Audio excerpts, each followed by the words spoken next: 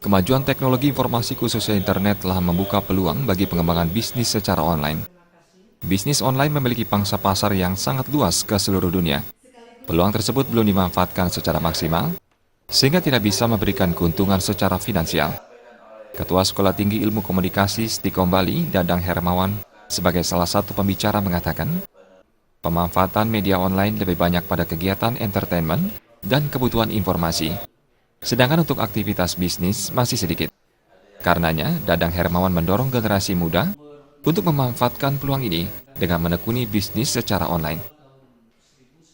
Kami dari Stikom Bali bekerjasama dengan Bali Post Group dalam hal ini Bisnis Bali selalu mensosialisasikan, selalu mendidik atau memberitahukan kepada masyarakat Bali khususnya dan generasi muda juga untuk bagaimana ke depan itu mereka menjadi pengusaha dan salah satu alat untuk memperbesar usaha mereka adalah dengan berbisnis online karena sangat-sangat besar menggunakan TIK untuk menjadi sarana memperbesar bisnis kita ini, sarana memasarkan barang-barang kita ini. Nah, bisa juga dengan membuat website misalnya, bisa juga dengan menggunakan atau memanfaatkan sosial media, bisa Facebook, bisa Twitter, bisa Instagram.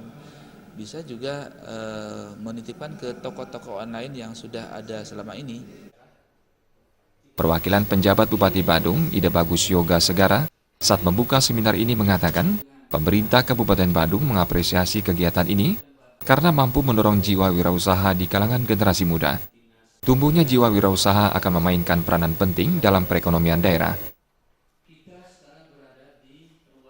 Paling tidak gadget itu bisa dimanfaatkan lebih daripada yang ada sekarang. Sekarang kan paling SMS, mungkin cuma nelpon nah itu bisa dia manfaatkan untuk berbisnis online walaupun dalam skup yang lebih kecil. Janganlah kita menyamakan dengan bisnis-bisnis yang lain yang besar ya.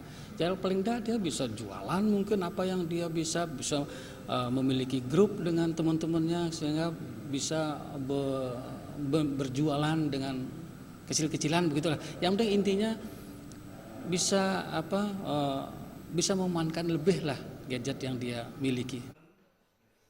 Seminar sehari strategi mengembangkan bisnis online digagas oleh Harian Bisnis Bali bekerjasama dengan pemerintah Kabupaten Badung dan Stikom Bali.